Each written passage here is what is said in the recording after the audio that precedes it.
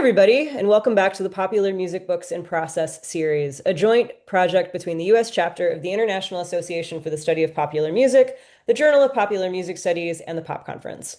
I'm Alex Veazey, one of the series organizers, along with Kimberly Mack, Elena Rozlakova, Francesca Royster, Gus Statler, Eric Weisbard, and Carl Wilson. You can find our whole calendar on the IASPM website under the Journal tab. You can also catch up on videos of all of our past sessions on Eric's YouTube channel, including our latest session in which Lauren Onkey spoke to marketing executive Dan Beck and blues harpist Jerry Portnoy about their new memoirs. We will return Wednesday, December 3rd at 5:30 p.m. Eastern Time, where Chris Dallariva will be discussing his new book, Uncharted Territory: What Numbers Tell Us About the Biggest Hit Songs and Ourselves. Today's conversation will focus on the value of popular music journalism and two origin stories of two magazines that impacted the world. Allison Bumsted will explore her new book, TeenSet, Teen Fan Magazines and Rock Journalism, Don't Let the Name Fool You. And Peter Richardson will share from his book in progress, Brand New Beat, The Wild Rise of Rolling Stone Magazine.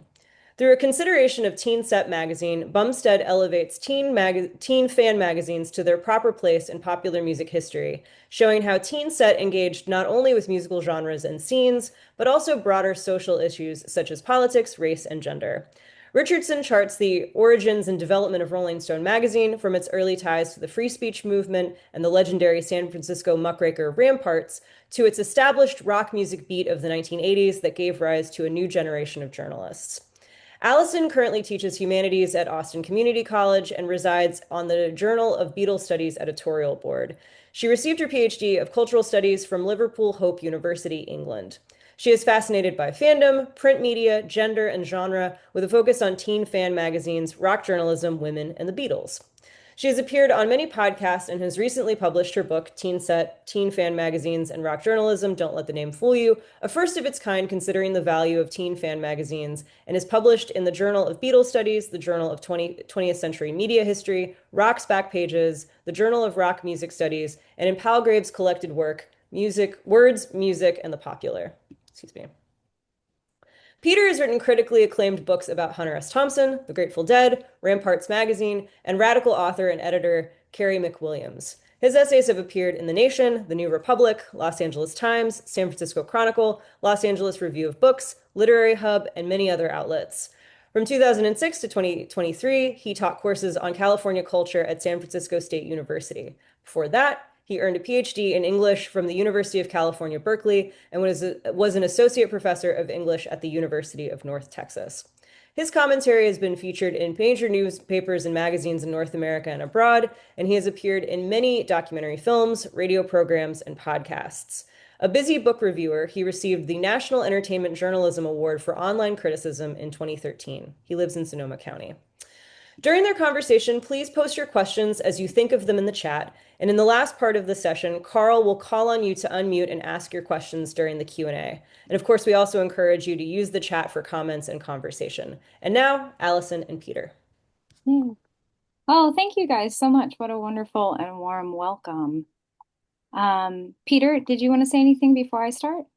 No, no, please go ahead. Okay. So I'm going to present a bit about my book and my research, and then Peter will present a little bit about his. So I'll talk for about 20 minutes or so. I have my timer, so I don't go too far. Okay, let me just share my screen real quick. Okay, I have a nice little presentation.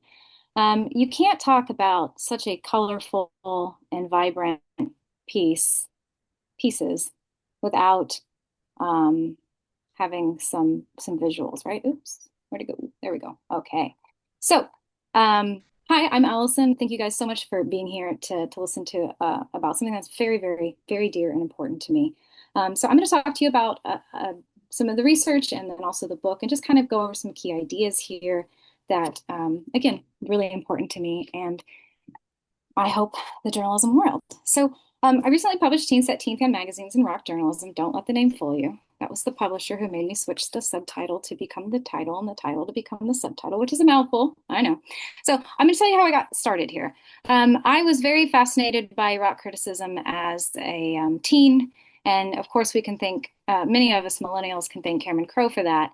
Although I was always more interested in his characters that were the rock riders rather than the groupies. And I'll talk a little bit about that. And so by the time I went off to do the MA and the PhD, I was writing about rock journalism specifically. And I was looking at how the Beatles were reviewed by the rock critics in the 70s, which if many of you have read those, they're very entertaining and very fascinating, and they tell us a lot about the time period. And I specifically originally focused on just McCartney, and I have published that piece, but I went on to the PhD with a focus on all four Beatles and looking at how they were talked about and why and what happened and just different cultural cues.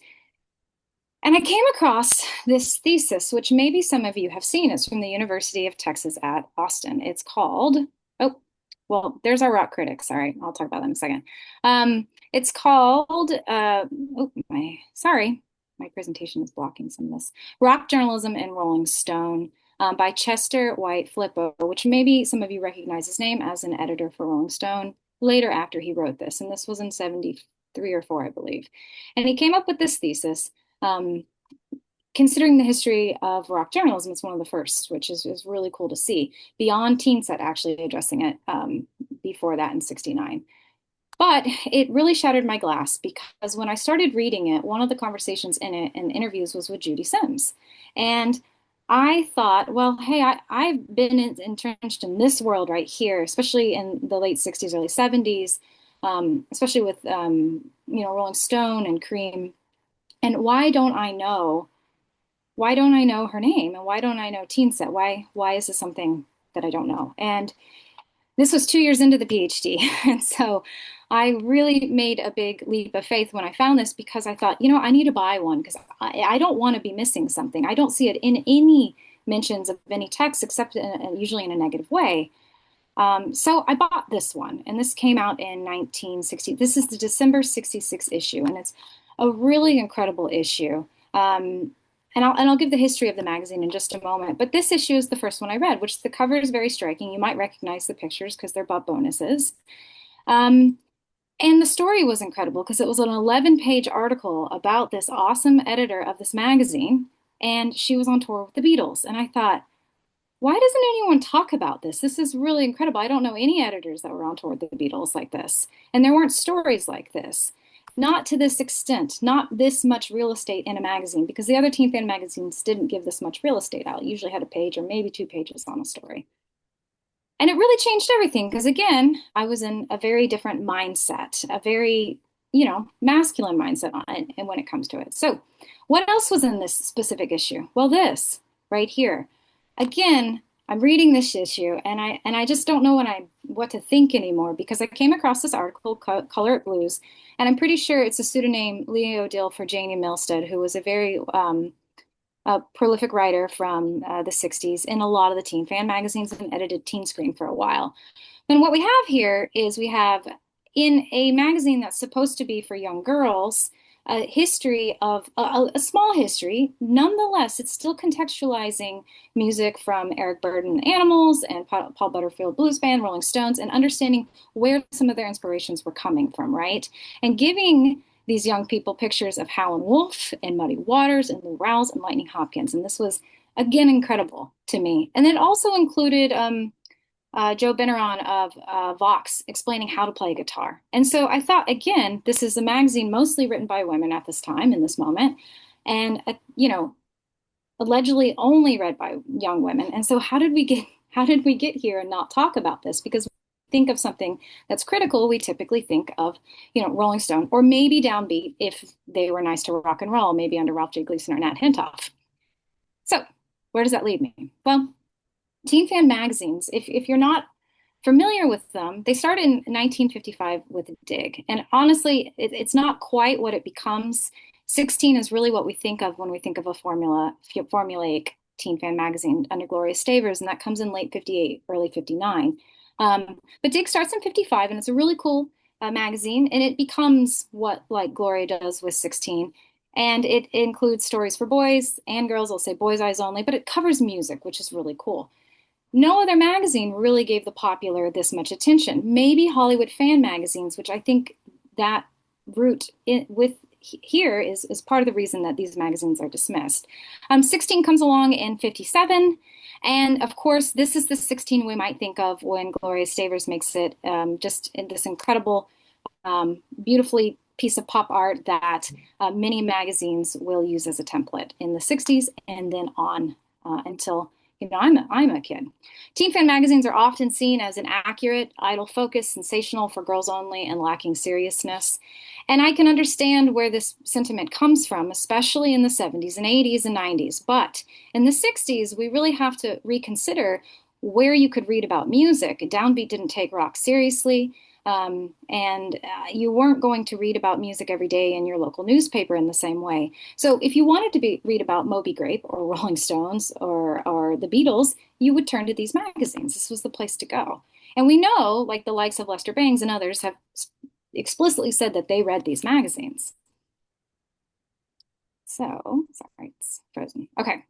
However, there's this deeply embedded dismissal within the history of rock journalism or popular music journalism, because without, maybe in regards, we have Ellen Willis and then of course Lillian Roxon and a few other voices that later on, like Ann Powers and stuff that we talk about, often these magazines are dismissed.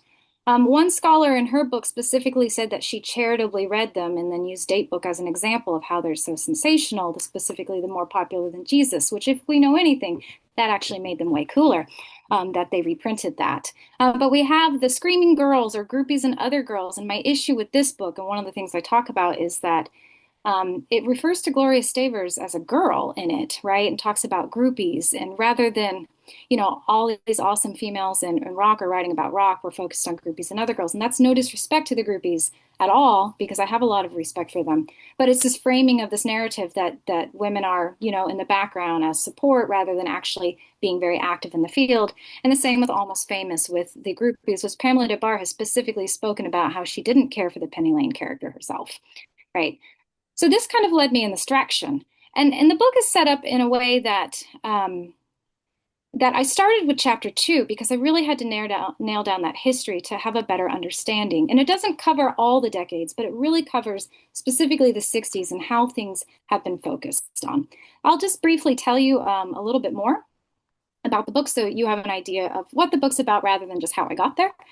Specifically, Capitol Records created this magazine, this promotional piece called the TeenSet. It was given away in ~64 as a promotional tool with this fantastic issue on the Beach Boys. And you could join the TeenSet. You paid $1 and there were 9 different letters that went out. I own 8. I wish I had the 9th one. You could join for $1 and get letters, updates, all of this. So this wasn't unusual for Capitol. They had one called Capitol News, Capitol Views, and the Music Views, Music News that came out. This is a great example of the origins. That's Earl Leaf. He's a photographer and editor of these early ones, of course, with Brian Wilson. And this was the second issue. And then Capitol announced in Cashbox and some of the other industry papers that, hey, you know what? We're going to release it and it's going to become a teen fan magazine. And this was quite an unusual way because it was typically through a publisher that started it and moved forward. So coming from a record company. However, Capitol had really little to do with it. When I spoke to Ken Mansfield before he passed, he remembered these 2 issues and said once that happened, we really had little to do with it. Well, what happens? It's given to this young lady around 24 years old right here named Judy Sims, or Judith Cannon in her first appearance. And Judy Sims was given free reign. She was actually told by the publisher that it was given to Lou Kimsey, that she liked music and she was hanging out where the clubs were in Hollywood, on the Strip. So and she had an English degree, so why don't you do it? And so she actually takes editorial reins over this teen fan magazine. You can see her here. She's at a Beatles press conference in DC. And then here she is with Frank Zappa in Laurel Canyon, which is a really cool one. So Judy Sims takes control of this magazine and she does what she wants with it. Capitol is still involved, yes, but very little. Their name is on it pretty much. She goes on tour with the Beatles within a year of taking over. She goes, she produces it. I already showed you the one, but she also has another story in the January '67 issue, which you'll later see in Bob Bonus's book on the lost photographs of the Beatles. A lot of the photographs are in here, and they're not listed as in TeenSet, but they weren't lost. They were published and seen by many and helped shape the Beatles narrative and our understanding of them. TeenSet also covered the Monterey Pop Festival. It was there and it could. Judy Sims actually is the reason that Jim Marshall had a paid ticket to go in because she paid him to take photographs for the magazine. Now, Jim Marshall is a very prolific photographer, a rock photographer, especially. And a lot of his photos are here. Now, this isn't specifically his photograph, but I want to show you some that are included here. So, TeenSet included a 16-page spread on the Monterey Pop Festival. And we have to remember that most young people could not get to this festival. And even if they could, their parents probably would not have let them. And so she brought it into the bedroom of many, many peoples and into the reading circles of many peoples, from Otis Redding to Ravi Shankar, Mamas and the Papas and beyond, The Who. There's so many great things in there. And like I said, some of these photos are very iconic and very well known. And the only other magazine to include it was Tiger Beat. They had a 2-page spread, but Rolling Stone could not have because they don't come out until, of course, although it's always released a month earlier, till November of '67. Here are some more of Jim Marshall's photographs. There are over 250 photographs that I can confirm throughout the 39 issues that are of Jim Marshall's. He was not technically a resident photographer, but he definitely was the main photographer that really built this aesthetic for TeenSet, which is pretty awesome. And this is a 2x3 poster. You might recognize this. This is a 2x3 fold-out poster. I have it right here, that you would get in one of the magazines and you could hang it up on your wall. And it's quite a large poster. There were, I think, about 6 or 7 different posters over time, but this is one of the most, for me, it's the coolest one. Personally, it's from Monterey. But again, we have this conversation on, what is being produced in these magazines. And although TeenSet is exceptional, so a lot of the other teen fan magazines had a lot of cool stuff too. Maybe not Jim Marshall, but they still had a lot of cool stuff. But this is just incredible that this poster would have been in the magazine. And it's been used several times. This image has been used several times to promote Jim Marshall's work. Okay, this is more Jim Marshall's photographs, but also one of the most quoted Jimi Hendrix articles where he actually talks about the Black Panthers, again in TeenSet. But why don't we know about TeenSet? Judy Sims also covered the Hollywood scene when it was fading. She had the London scene, of course, where she introduces, and her counterpart in London introduces, what happens with The Who before The Who actually do it here. As in destroying stuff, and she talks about how other bands start lighting sparklers on the guitars and all of this. And really, really important is that she brings in the San Francisco scene to many, many houses as well, right? So she reports on being in San Francisco, and again, she employs Jim Marshall for a lot of the photographs that are released in this brand new Grateful Dead book, but Judy Sims's name is not mentioned in the book. But she does bring these scenes, and she questions scenes. She even goes to Boston and says, is this the music scene? Let's define a music scene. I don't think so. And so it's really fascinating to see this social and cultural commentary that a lot of these magazines are charged with not having. It's here in this beautiful teen fan magazine. So TeenSet is a historical relic, and nothing could look like TeenSet. Rolling Stone couldn't have looked like TeenSet because it came later. TeenSet starts in '64 and ends in '69, so we have a lot of cultural shifts here.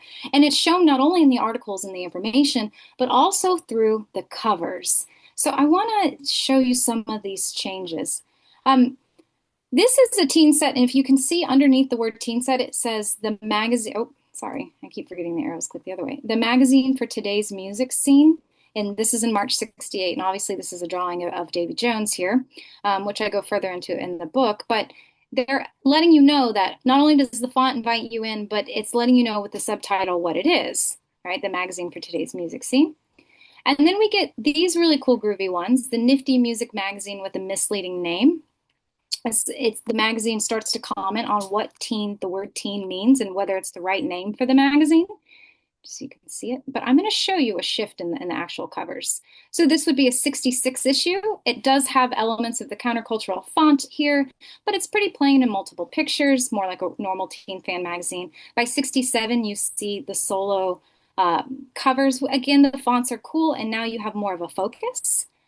Now the Monterey Pop issue I showed you is just a bit before that. I think that's the most significant change. But by '68, you can see here Donovan, this is a Jim Marshall photograph as well, inside of a flower around the time the concept of the flower child is being talked about within the counterculture. So it's contributing to that counterculture commentary and social commentary at the time.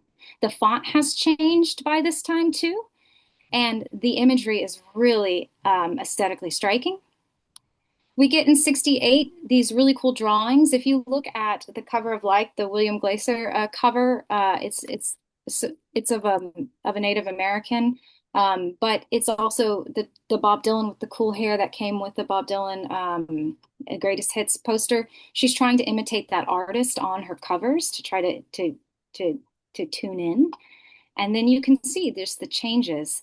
By late 68, we have Jim Marshall again here on the cover, but you can see this incredible change going back from the early days to here, right?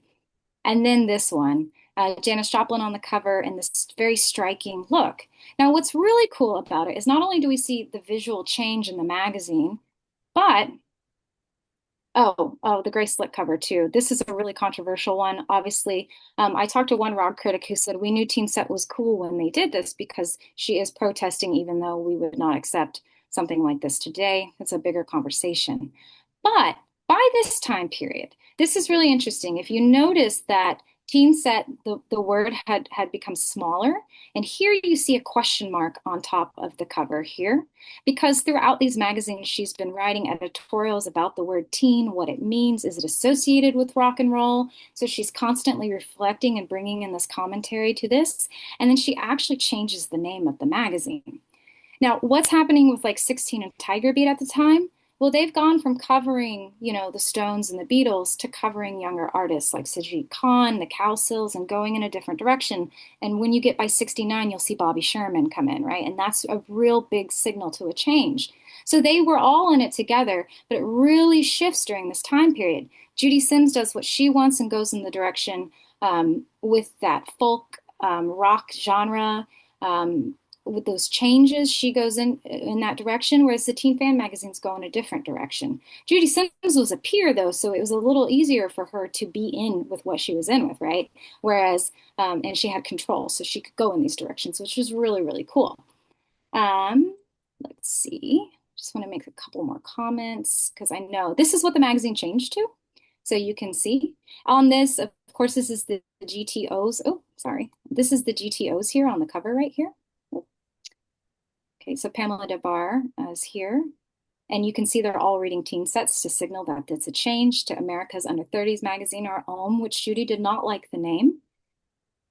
And then, of course, the collage and then just the horoscope themes of that era, too. So it changes, but it only lasts for 3 issues. And a lot of people have asked me why. Well, unfortunately, Judy has passed on, and I only have her words from Chet Flippo, and she just said the publishers didn't care anymore. And she wanted to create this cultural magazine like Cheetah that had folded, and hers folded quickly. But she does have the first interview with Crosby, Stills, and Nash and Young in this specific issue too, which is pretty cool. So I just want to end because 20 minutes is not a lot of time. So I'm just going to end really quick with a couple of concluding thoughts. I write a lot more expansively on the Teen Fan magazine as a whole outside of this book too, because I actually think I even underestimated them when I was comparing them to TeenSet originally, and that also shattered some of the way I was thinking. But because we put TeenSet or anything teen from the 60s as this negating like the rock aesthetic of meaningful and important because it's a bunch of screaming girls and teeny bopper stuff, it's really led these magazines to be marginalized and not talked about. When I have an important rock critic say, I don't know TeenSet or Judy Sims, it makes me think, that's a problem. We need to learn this stuff, right? Because there's these incredible women writing for these magazines. Specifically, we have multiple female editors editing a lot of these magazines. And Judy Sims is just one example of an exceptional chance in life to do whatever you want with a magazine that has some funding. But I do think we need to change the way we talk about female fans, teen fan magazines, and in general. So with that said, and there's so much more to say, as you guys all know, I really appreciate your time and thank you for listening to a little bit about Judy and some of the cool things that she got to include in her magazine. So I hope you get to explore it further. Stop my Thanks a sharing. lot, Allison. A lot to think about there. I've been rereading your book this week, and I'm always struck by the amount of overlap between your story and the story, part of which I'm about to tell right now, starting with some of the people who were connected to both places. You've named some of them, or some of them came up in your presentation. There's a fair amount of traffic between TeenSet and Rolling Stone, but just some of the names, Ben Fong Torres, Jim Marshall, you mentioned, John Mendelsohn, Judith Sims, who later became the Los Angeles editor at Rolling Stone magazine, Yes. Jerry Hopkins, who actually encouraged Jan Wenner to do a ad swap with TeenSet magazine. He was very reluctant to do that at first. Chet Flippo, Lester Bangs, Ellen Willis, who wrote for Rolling Stone as well, John Burke. So there's an incredible amount of traffic between these two places. I mean, there's some sharp differences too. The look of the magazine, the audience of the magazine, the selection and emphasis, the editorial mix, I think is quite different, but it's just such a tonic to go through your book, and especially a second time, because I think I missed some good stuff the first time. I want to talk a little bit about the first decade of Rolling Stone magazine. Maybe start with a little bit about why I decided to write about the magazine. Then talk a little bit about the magazine. I'm assuming that people here have some familiarity with the magazine and its history. So I don't want to march through the years with a kind of one damn thing after another approach. But I do want to talk a little bit about the magazine's goals, especially early on, and how they pivoted even within the first 10 years. And I maybe conclude with 5 different ways we can misunderstand Rolling Stone magazine.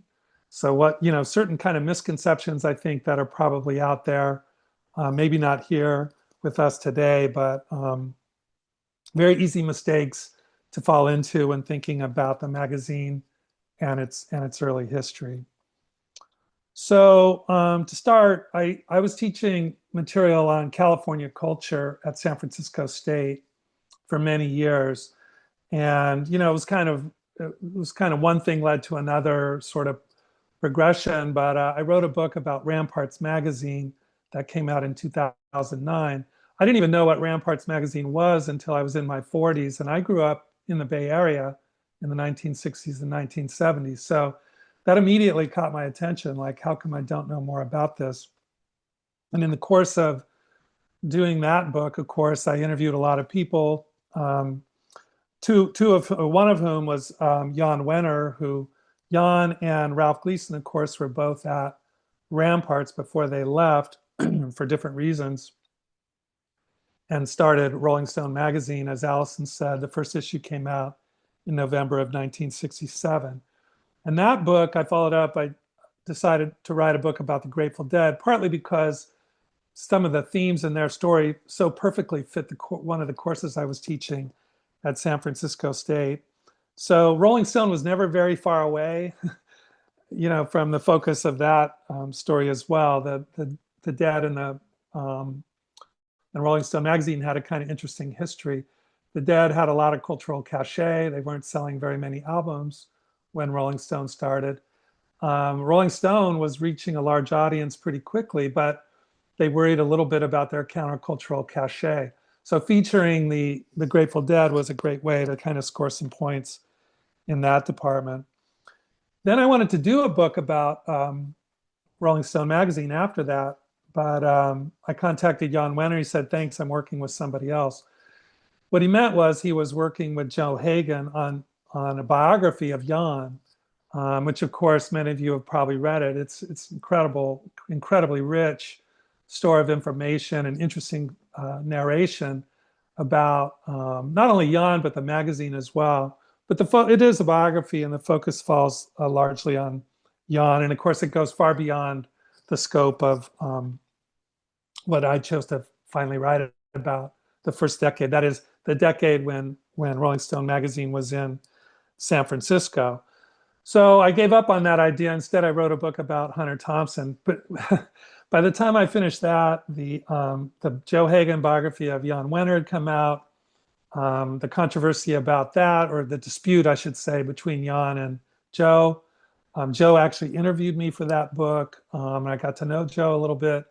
He mostly wanted to know about the Ramparts magazine part of Jan's life. And then, of course, Jan brought his own memoir out, I think, as a way of kind of to correct the record, at least in his view. And, so now it's been 8 years since Joe's book came out. And I thought, I love all those books and others that I haven't named.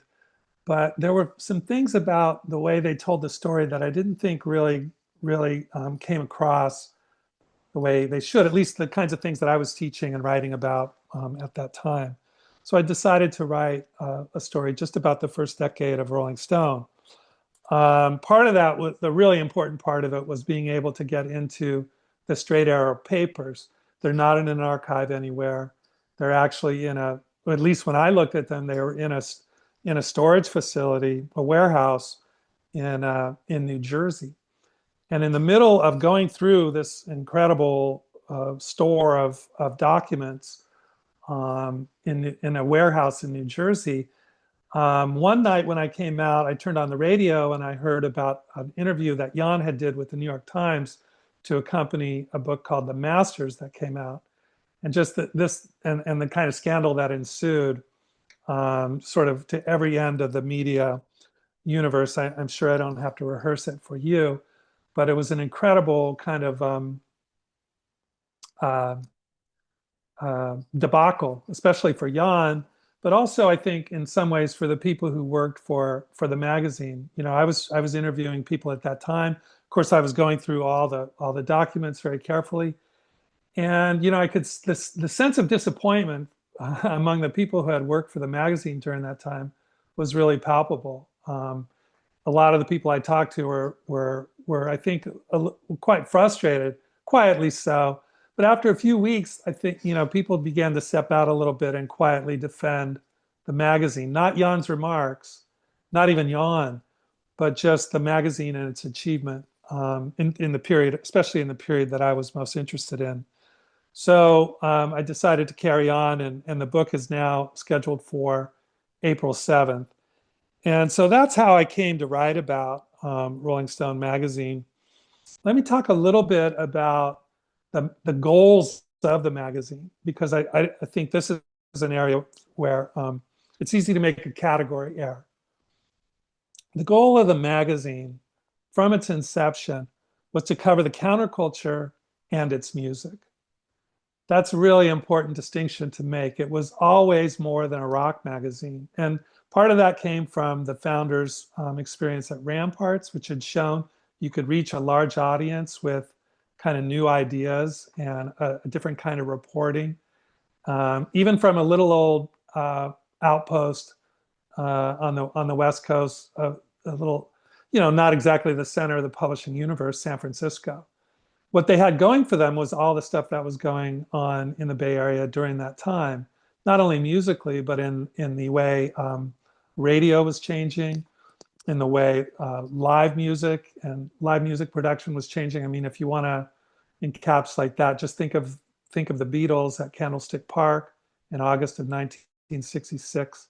Four guys in identical suits running out to a stage at second base, playing the music through the PA system at the baseball stadium, playing 8 songs, I think, in 30 minutes, and then running off with their fans screeching during that time. Meanwhile, across town, bands like the Grateful Dead were doing something quite different, and those kinds of things were the things that that Rolling Stone was trying to capture. So covering the counterculture and its music, and to do so with really great production, I think, was the other thing that distinguished Rolling Stone from some of its competitors at that time. Another important thing I think to remember is that Ralph Gleason, one of the whose protege was Jan Wenner, he was sort of the adult supervision at the magazine, who had great standing in the music community at that time. He sincerely believed that rock music was the animating spirit of a social revolution that was already in progress. And he got a lot of energy from that idea and that conviction. And that conviction underwrote a lot of great journalism. How well did that prophecy hold up? That's something I consider in my book. I don't think it's an easy answer, but I think even the magazine, even in the first decade, began to see that, the social revolution that they were hoping for wasn't in the offing. In fact, the country was starting to tip into the age of Reagan. And so they kind of quietly pivoted away from that. And I'll talk a little bit more about that later. But the core concept was counterculture in its music, and that the counterculture in its music was incredibly important, and also wildly underestimated by the mainstream media. And so I spent a lot of time in the book talking about the media ecology right around the time that Gleason and Wenner were creating their magazine. And the thing to remember is that even though the San Francisco hippies, for example, were in the news a lot in 1967, in the, beginning with the Human Being up through the Summer of Love, the Monterey Pop Festival, every single news organization in America was going to San Francisco, Haight-Ashbury and specifically, and sticking a microphone in somebody's face and asking them what they thought they were doing. There was a lot of coverage. Almost all of it was negative and disparaging of the counterculture, and almost none of it was about the music.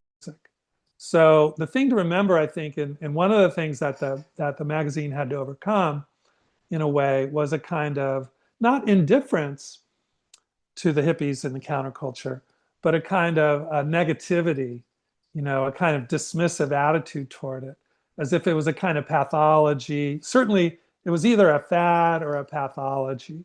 And, there were scores of articles about that. And I'm not talking about just regular old mainstream newspapers. I'm talking about people like Joan Didion, for example, who came and wrote an article about the San Francisco counterculture, very down on it, basically considered the hippies, San Francisco hippies at that time, basically, kids that had kind of gone astray and were struggling with the transition to adulthood, essentially. So that was the basic kind of tenor of the mainstream coverage, extensive mainstream coverage of the counterculture. The other thing about it was, of course, 1966 was an election year in California, and Ronald Reagan was running for governor. And Ronald Reagan made the counterculture a target. Certainly the activists in Berkeley, but also the hippies in San Francisco. And he knew that was costless, because a lot of hippies weren't of legal age, couldn't vote, weren't 21. 21 was the age at that time. And also a lot of hippies didn't really care about voting. So he really targeted them. Of course, the congressional hearings on LSD were happening that year as well. So there were a lot of things in the air that were kind of militating against some sort of positive reception for the counterculture and its music. And that's one of the reasons I think Rolling Stone was so important. Rolling Stone was a creature of the counterculture, but it also had a very complex relationship with the counterculture. I mean, I don't think you would get the kind of success that Rolling Stone had were it not for the counterculture right there in the San Francisco Bay Area. But they were not in the tank, with the counterculture. Also, they weren't a hippie operation. That's an easy mistake to make when thinking about what Rolling Stone was or wasn't. And the complexity of the relationship emerges pretty quickly. For example, if you think of an article in 1968 that Jan himself wrote about the Yippies, who wanted to host a rock concert in Chicago in 1968, right before the Democratic National Convention. Jan came out very strongly against that. And for that, he earned the epithet, what was it that Abby Hoffman called him, the Benedict Arnold of the 60s. Because he, for him, he thought rock and roll should not be sort of co-opted that way politically. Um, I think he understood the power and the political power of rock and roll. And Jan, of course, was a lifelong Democratic Party faithful guy. His parents were as well. But he really didn't want the yippies kind of taking over the message or the spirit of rock and roll. That was for Rolling Stone, in a way, I think he thought. So the other thing is that there was a lot of resentment about the way hippies were portrayed in the mainstream media, and especially on the things that young people cared about. For example, the Vietnam War. They didn't feel they were being told the truth. So it made it easy for a magazine like Rolling Stone to kind of step into that vacuum. Or the dangers of marijuana. The young people knew those stories were jumped up and didn't believe them, and it cost the mainstream media a lot of credibility, I think, during that time. So those were some of the goals that Rolling Stone had during this time. Obviously, over time, they start fleshing out their editorial formula, which was always kind of unique compared to their competitors. I don't think Jan thought he ever really had any direct competitors. So let me switch in the time that we have to the various ways to misunderstand Rolling Stone. I think the first thing is to misunderstand the goal, that its goal was not to be the best rock magazine. A lot of people thought it was the best rock magazine, like Robert Christgau, Ellen Willis, even by 1970 or so. But it's the goal was the counterculture and its music. So it's almost a kind of, you're missing something if you're comparing Rolling Stone to other rock magazines. Rolling Stone, not from the beginning, but very early on, always had the ability to break major stories, not all of which were about music. And that was a kind of important part of its toolkit. So that's one thing. The other thing is to neglect the significance of the counterculture itself. That is the focus of the magazine's attention. That's very easy to do. I think it's easier to do now than it ever has been. I know from my teaching that most of my students born after 9/11, really no idea about the counterculture, barely any idea about the hippies. If anything, it's kind of a kind of cartoon or a stereotype.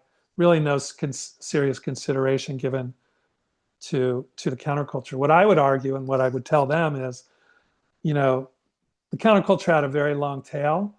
It's still very much with us. I noticed that Eric Foner, the U.S. historian, said just a few years ago, when did the 60s end? Did they ever end? And if you don't sort of see what that means, it's easy to take a walk through an American city and see a yoga studio and an Apple store and a Whole Foods market and a recycling center and a farmer's market. Many of those things, in part, can be traced back to the counterculture. So I argue in the book that the counterculture was kind of a quiet river that ran through the second half of the 20th century. That I don't think is widely recognized. So yeah, you don't want to mistake Rolling Stone for just a rock magazine. Another mistake that you can make is to focus overly on Jan Wenner. I mean, he was the without which not, for sure, by far the most important person at the magazine during its first decade and the subsequent 4 decades after that. But the thing that I think made the magazine successful was Jan's ability to recruit more talented people.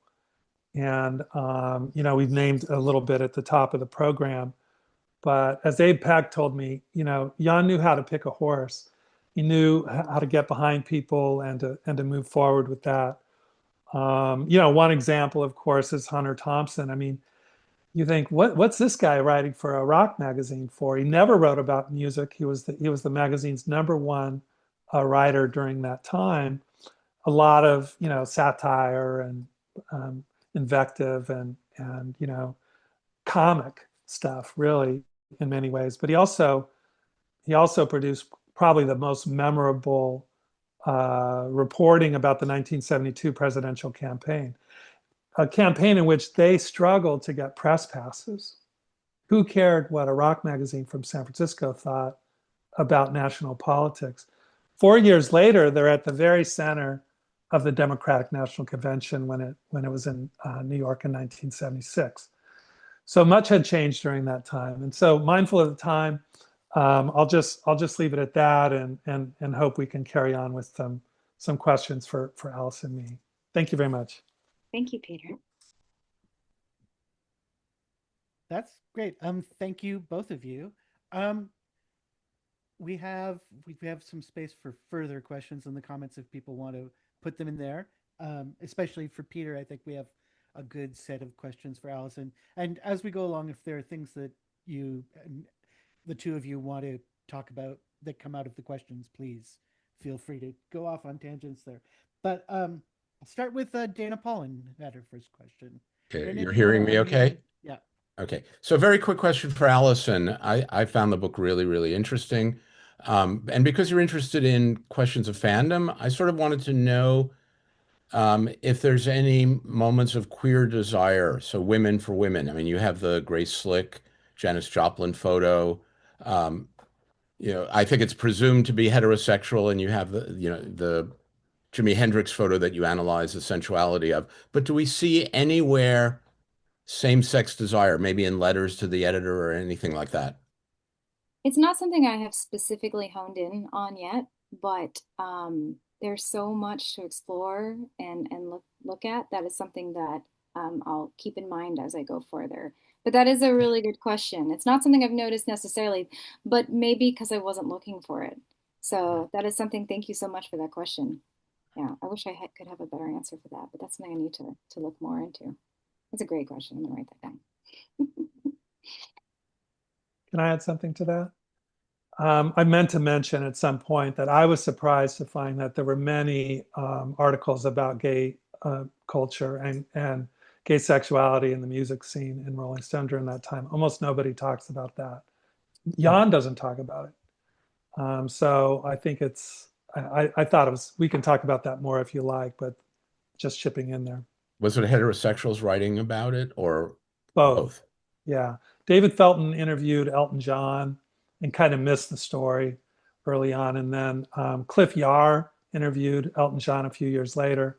That was the article when Elton John came out as bisexual. And Jan actually called Elton John and said, "Are you sure you want to do this?" And Elton John said, "Yes, I very much want to do it." So, and there were other things that were not about music, about the bathhouse scene in New York and so on. So those have sort of flown under the radar a little bit when it comes to Rolling Stone's legacy. Yeah, Datebook is a good example too of having, Art Unger, who was taking the magazine kind of like Judy in this progressive direction. And I can't think off the top of my head if anything specifically is considering it, but he himself was gay. And so he brought up a lot of really interesting social and political questions, obviously, with the More Popular Than Jesus issue as well. That's fascinating. Thank you. Ira Robbins, you may have many different questions to ask, but you started off with the idea about the shift between women's place in editorial roles in the 60s and 70s. Yeah, I mean, by the mid 70s, there were many music journalism places that had women in places of significance. Kathy Stein at Circus, forget the name of the woman that was the editor of Rock Magazine. Certainly Lisa Robinson at Rock Scene. So it's kind of amazing that, to me, the perception that women were never participants in music journalism. Certainly in the 60s they weren't, because music journalism was just coming into its existence, and it was very much fed by science fiction kids and things like that. So it feels like in retrospect that the men just sort of rushed to the fore and women were kind of left behind. But there's this perception that is pretty commonly assumed that women were excluded from music journalism, and I'm not really sure that's true, because when women stepped up to become parts of music journalism, they were accepted and they took significant roles. I mean, the magazine that I started in 1974 was co-founded by a woman, and many of our writers were women. So I don't know, I don't know that there was any prejudice that was in place preventing women from being part of it. I think it was just sort of, it's hard to analyze what prevented it in the first place, but it certainly didn't last very long. Yeah, I think to add to that, and thank you so much for being here, is that it's difficult because I would argue what Judy and her team was doing is music journalism, right? Because and so there we have women who aren't being talked about and part of the story because it jumps to that narrative of Rolling Stone. And I think part of it is because TeenSet exists when, pop music is still accepted as pop music. Like one of the things I talk about in the book is that if the Monterey Pop Festival would have happened, 3 years later, it would have been the Monterey Rock Festival for sure. I just don't foresee they're using that word pop. So that influence of the like the rock aesthetic in there changed a lot. And TeenSet shows that. But there was instances of journalism, and I can't say that everything that was false. So I specifically have a piece about the Beatles in Teen Fan magazines in '64. A lot of that information was true, and it was written by women. And if you listen to Kate Mossman's her BBC one on women on the scene, specifically about a lot of the women for Fabulous 208, which started in '64, and Rave, these women had access to these rock and roll stars, and we don't hear the names. We hear Gloria Stevens, but I specifically have heard her referred to in one documentary as like she was hip, but what she was doing was not. And it's like, well, yeah, but she was doing it though, and she was writing about things, and it's not all false. Does it change in the '70s? Yes, it does. Yes, it's very different, but I think it's evident there, and I can't say that the women going into the early Rolling Stone world had it really lovely, because from the critics I've talked to, like John Mendelsohn specifically said that it was very misogynistic, because we know with the whole Newsweek thing and stuff. So they were always there and they were always writing. Now, whether we consider it journalism, I guess it depends on who's defining serious. And that was a big theme in the book, because if it's more than entertainment, it's journalism, right? So if you're reporting on seeing the Beatles live and talking, like Judy Sims in '66 is saying, me and George Harrison talked about Ike and Tina's recent record. We don't think it had as much attention as it needed. And I'm like, I would have loved to read this, right? As a young person, how cool is that? So I see what you're saying, and I would agree that in the '70s it does seem like we have a lot more attention to the women. But those early, pioneers like Ann Moses and Janie Milstead and Gloria Stevens and Judah Sims, I mean, they're just not known.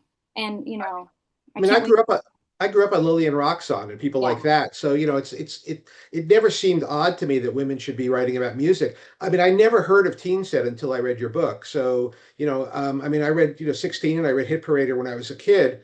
TeenSet, I don't know whether it was well distributed in New York or what, but the fact that I mean, what you document in your book, Judith Sims obviously did a great job as a music journalist, and I'm delighted to know about her, and the coverage that magazine did is amazing. I read Cheetah and I read I Magazine when I was a kid, and they all had interesting stuff in them, but this is kind of terra incognita to me. So bravo to you. Oh, well, that's very, very flattering from you. Thank you so much. Can I add something to the question, how it worked at Rolling Stone?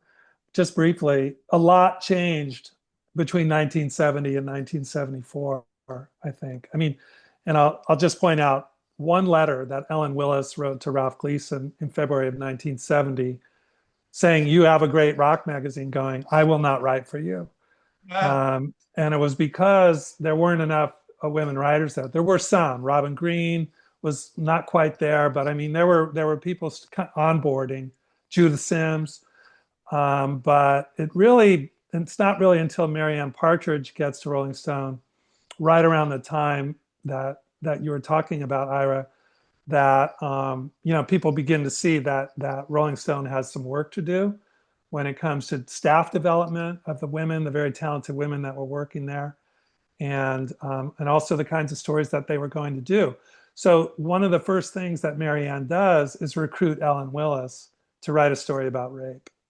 And almost nothing had been written about that prior to that. So it wasn't super, you're right, Allison, it was not super comfortable for Marianne Partridge, even at the story meeting, to present that idea. She tells that story in a Vanity Fair article from 2018. But it was changing. And, but really, even only 4 years earlier, there was a lot to overcome. Yeah, and so they went to the teen mags where they were welcomed. And I wanted to add, Peter, so TeenSet covers the budding rock journalism in '69 and does an article on it. I don't know if I've shared that with you yet, but in it, before Robert Christgau says it, they call Ralph J. Gleason the dean of rock criticism. So I just wanted to share that with you. Funny. Yeah, it's fascinating how to track these waves, because it also feels like something happened in the later 70s into the 80s where a lot of those women in 70s rock criticism were forgotten and lost, and it took a while for those stories to be recovered. And talking about that kind of continuum, Alex has a question that relates, I think.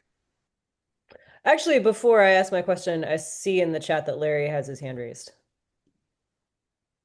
Thank you. I really enjoyed your presentations, and I look forward to reading both of your books. And in fact, I just went to Amazon and I saw Peter, your Grateful Dead book on sale for $3.99. So I actually just bought that, and I'm going to buy the other one when it comes out. I should buy it.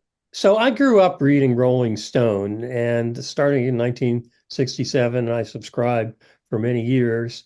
And I bought millions of albums from the reviews, not always ones that were memorable, but anyway. But before that, I was reading Hit Parader, and that actually introduced me to a lot of new music. And I think different from Rolling Stone at the time, they were covering a lot more black music. And I mean, like the Stax people and Stax Atlantic and so on, and also just very weird stuff. I remember reading from the editor, they had a eulogy for John Coltrane when he died. Who the hell is that?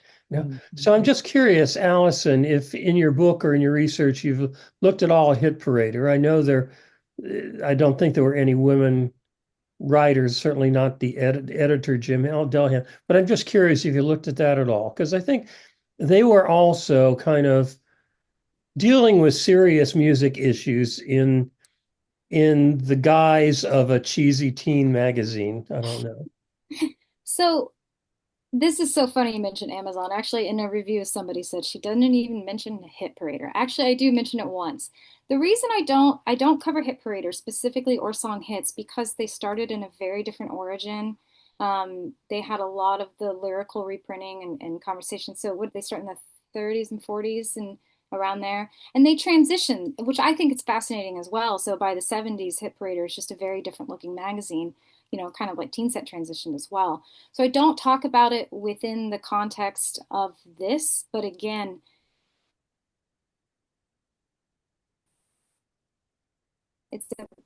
it's a growing conversation that I keep exploring and it.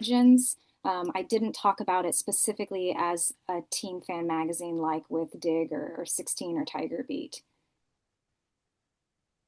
Can I throw something in? Sorry, again, just to piggyback a little bit. I was struck by the number of Black artists that were reviewed in Rolling Stone, mostly by John Landau and Vince Aletti. That's mostly what Vince Aletti reviewed, and he had maybe it's well over 100 articles, maybe closer to 200 reviews in Rolling Stone during that time.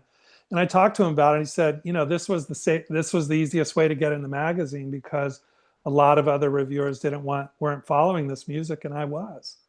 And also, I could get the albums I wanted because Rolling Stone was well known.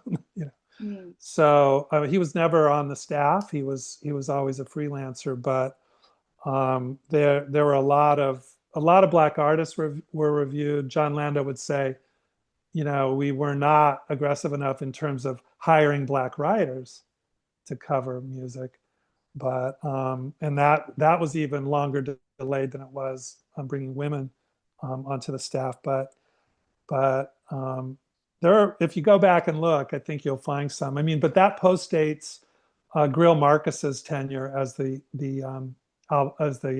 record review editor. That's when John Landau takes over. It's a little bit later. Yeah. You know, the teen magazines covered a lot of Black artists as well. And I underestimated just how many because there are so many teen fan magazines. But you could even get in '68 a wonderful cover of Teen Life. Now, of course, it's not in an equal amount of coverage, but there are two Black teen fan magazines that start in the early '70s, Right On by Tiger Beat and Soul Teen, which last for a very long time and are quite difficult to get a hold of at this point. I've struggled, but that's something that I'm focusing on in another whole history of teen fan magazines. But they did cover a lot. TeenSet specifically, they actually had stories, like cultural stories on, you know, why a young man might want to become a Black Panther, what his life is like to understand it. And I think TeenSet's exceptional, but a lot of the teen fan magazines, Ann Moses talks about, she talked about with me covering James Brown and a lot of other artists, especially in the mid '60s when this was just a beautiful place to check out some cool music. It probably wouldn't surprise you to hear that in his very first article in the very first issue of Rolling Stone, Ralph Gleason wrote about racist double standards in the media. Mm. You know, specifically prejudice against Black artists. And then that took off. I mean, there's an incredible story. I won't rehearse it here, but there's an incredible story about what Jean Genet said at a Black Panther press conference. The first thing he asked was, "Is anybody from Rolling Stone here?" And then addressed that reporter directly about what the magazine needed to do. Great, thank you. Just as a procedural note, no problem, Larry, but we normally just use the chat to signal if you have a question, and don't use the other signals just for neatness' sake, so we can keep things organized. So Alex, did you want to ask your question? Sure, we've kind of danced around a little bit, but I was curious, Allison, to hear more about how you think TeenSet may have evolved alongside feminism's incorporation into teen girl magazines. I saw that like Lucretia Ty Jasmine was noting like Sassy covering the Riot Girl movement. I was thinking also a lot about Rookie, which I miss, which was very popular in the 2010s. So yeah, I was just kind of curious to hear your thoughts about like sort of the ways in which TeenSet might have sort of intersected with kind of evolving attitudes about feminism in teen girl magazines. Well, I will tell you this, you know, Judy Sims actually addresses her audience constantly in the magazines. This is what makes it so endearing, and a lot of fans remember her. And one of my favorite articles, and this is a great example, is where she talks about how she's told she's not heavy enough like the male writers in rock and journalism, that she comes from a feminine, sorry, perspective, and that she just wants to celebrate and talk about what she wants to talk about. She doesn't have to come from this extremely like male rhetoric, rock rhetoric aspect. So I think without directly addressing it, she's addressing it like just in real time. And it's really cool to see because she's constantly, just by existing and talking about what she talks about, I think instantly just showing that no, us ladies like rock, and we can interpret, rock albums too, or music and all of that, and what's going on in the world. And she does that consistently throughout. But when she does that, I think she says that, oh gosh, I have it quoted in the book, like in '68 or '69. I thought that was a really important stance because I don't think she had to do it. She had a strong female readership. And but it got to the point when Rolling Stone was rising and she was around a lot of these rock critics and just music writers in general, it started to show. And I think that was a really telling point in the magazine. And yeah, so that would be my comment for that for now. Thank you.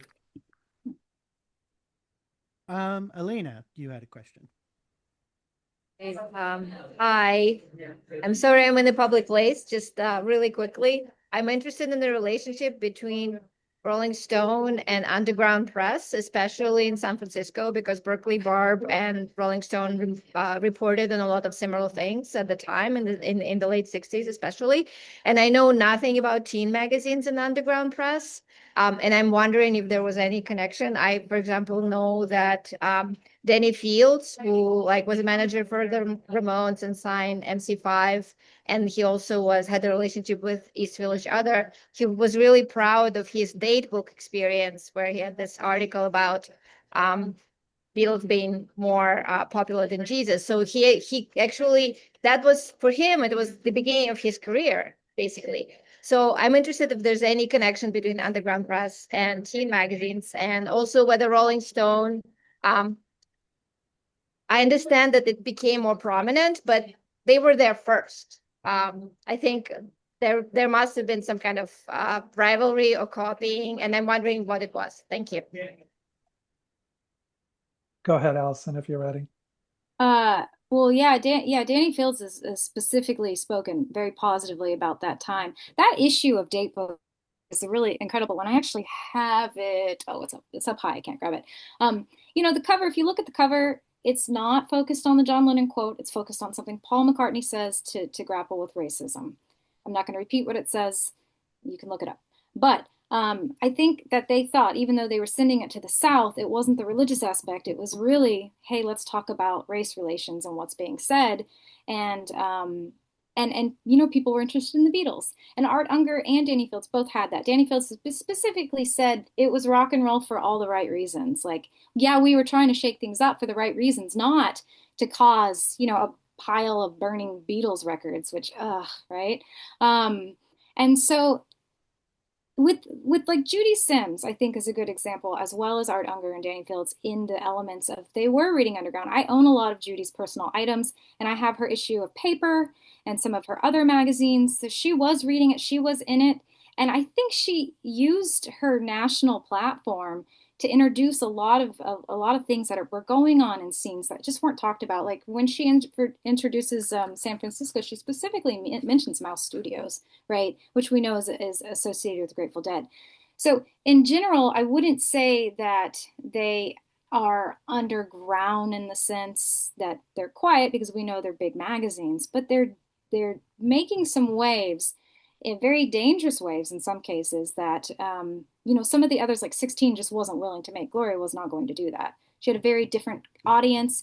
I think Datebook and TeenSet both pulled in all ages. And Datebook, actually, Art Unger's letters are still intact that he received from a lot of fans. There's a scholar who's gone through them. And they mostly support what John said and what Paul said, even though they're Christians. So they would talk about these things.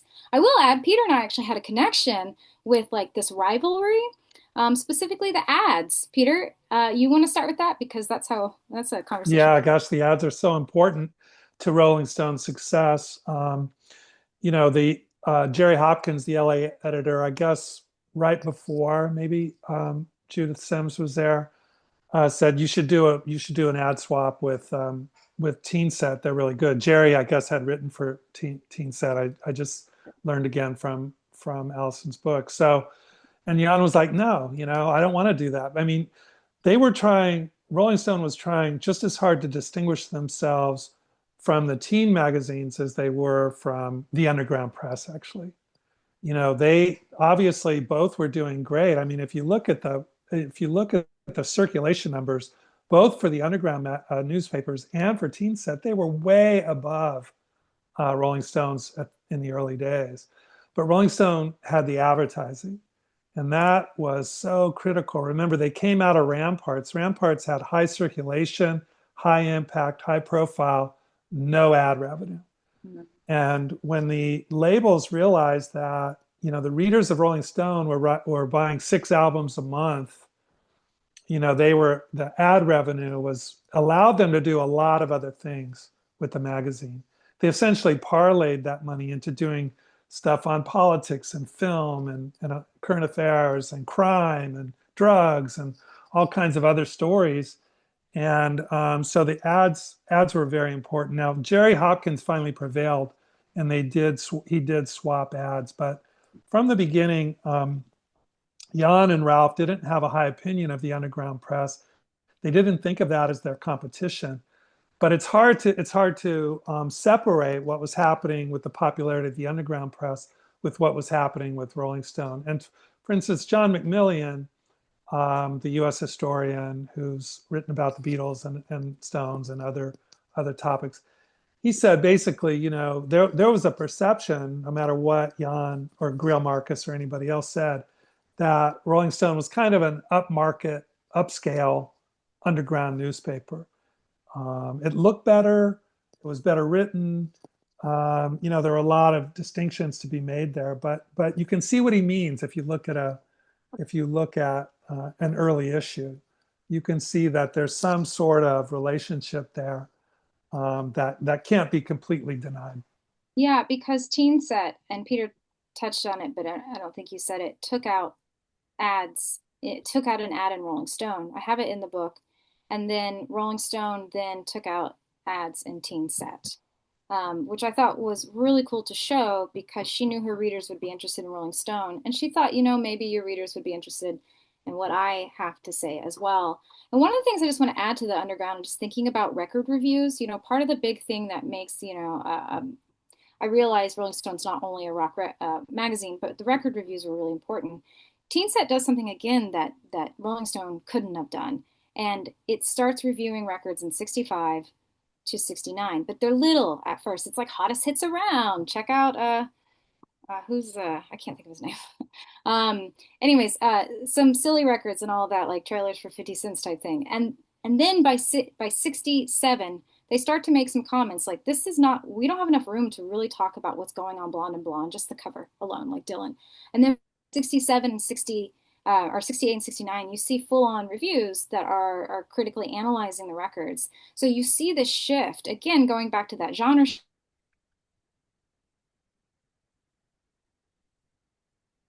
it's come in with the folk ideology. You can see the shift in a way. It's in that way, and that might not make it. It's obviously not underground. It's a national thing with hair curler. What do you call it? Hair curler advertisements in it, but it does still advertise for custom. It has custom amp advertisements in it, and other things related. So yeah, but that connection between Rolling Stone and TeenSet, they knew each other, and that I thought that was cool. That I saw when I found that in Rolling Stone, I thought, okay, this is good. This is a good sign. One other quickie. I know we have other questions, but there's one story that people probably remember. It was called Naked Lunchbox, and it was a story about David Cassidy from the Partridge Family. It was by Robin Green, and the photographs were taken by Annie Leibovitz. And it's basically a send-up, really, of all the teen magazines in a way. Because it starts with David Cassidy, this kind of wholesome television star, slumped in his limousine in Manhattan, waiting outside a nightclub, drunk and high, And it's sort of like, they're just shattering the image of this guy whose image is festooned over all these lunch boxes that kids are carrying around. Now, the other interview in the same issue, the Rolling Stone interview, was with William S. Burroughs, the author of Naked Lunch. So to call this article about Cassidy Naked Lunchbox really kind of grinds it in to remind everybody we are not a teen magazine in a way. But in another way, you can see that they're sort of tapping into that kind of teenage sexuality. You'd have to read the article, I guess, and I don't want to take too much time on it, but they're exploiting that even as they're making fun of it. And I think that's kind of where Rolling Stone was at that time. Thanks so much. That's a good bringing it all together kind of point to end on. I just want to thank Peter and Allison so much for this session. We could have talked for hours more, obviously, and I'm sure many of us will want to run and read the books. And I just wanted to remind you that we'll be back December 3rd at the same time with Chris Dellariva talking about bringing a data journalism approach to music writing. And I think he'll have his graphic designer for the book with him to talk about how they've kind of taken history and tried to pie charted and bar charted and all of these kinds of things. So please come back for us then, and thank you to everybody for showing up today.